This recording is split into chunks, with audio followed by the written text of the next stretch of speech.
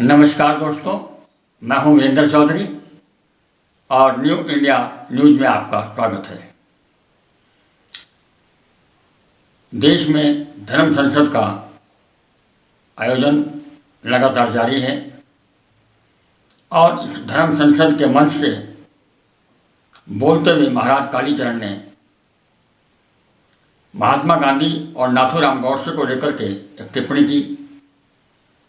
उस टिप्पणी को लेकर के 2 स्टेटों में उनके खिलाफ मुकदमा दर्ज कर लिया गया।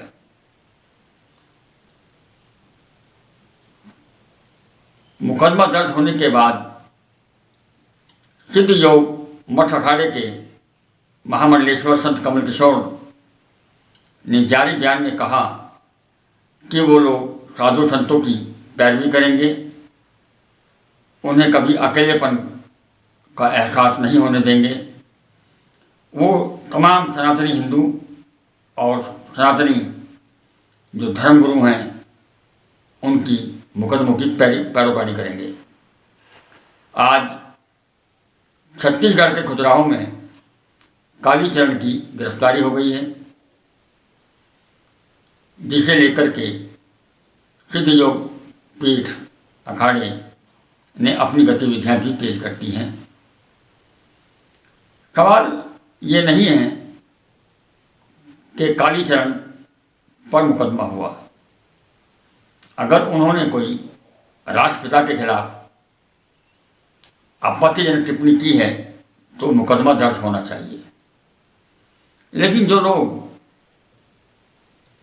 भगवान श्री कृष्ण, भगवान श्री राम या हिंदुओं के अन्य देवी देवताओं पर आपत्तिजनक टिप्पणी करते हैं, उन पर मुकदमे दर्ज क्यों नहीं होते? उसे आज़ादी की अभिव्यक्ति कहा जाता है। एक देश में 2 कानून कैसे, और एक टिप्पणी पर 2 स्टेटों में मुकदमे क्यों? देखें आप पूरी रिपोर्ट कि संत कमल किशोर ने क्या कहा। सिद्ध योग मठ अखाड़े का खुला ऐलान, सनातन धर्मी हिंदुओं और संतों पर झूठे और गलत मुकदमों की निशुल्क पैरवी करेंगे। महामंडलेश्वर संत कमल किशोर की अध्यक्षता में हुई सिद्ध योग मठ अखाड़े की महत्वपूर्ण बैठक में आज अखाड़े की तरफ से सभी सनातन धर्मी हिंदुओं और संतों पर झूठे और गलत मुकदमों की निशुल्क पैरवी और पीड़ितों को कानूनी सहायता उपलब्ध कराने का निर्णय लिया गया।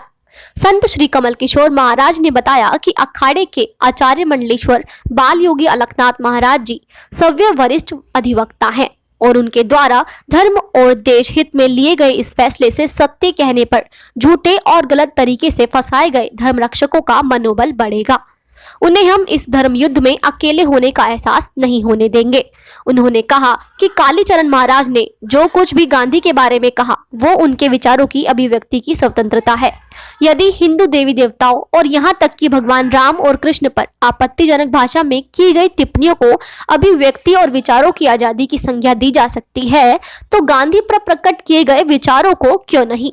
उन्होंने अंग्रेजों द्वारा प्रयुक्त किए जाने वाले डबल जियोपार्डी कानून की व्याख्या करते हुए कहा कि एक बार किए गए गुनाह की अलग अलग जगहों पर रिपोर्ट लिखाकर कई बार सजा करना या करवाने की कोशिश करना संविधान के विपरीत है।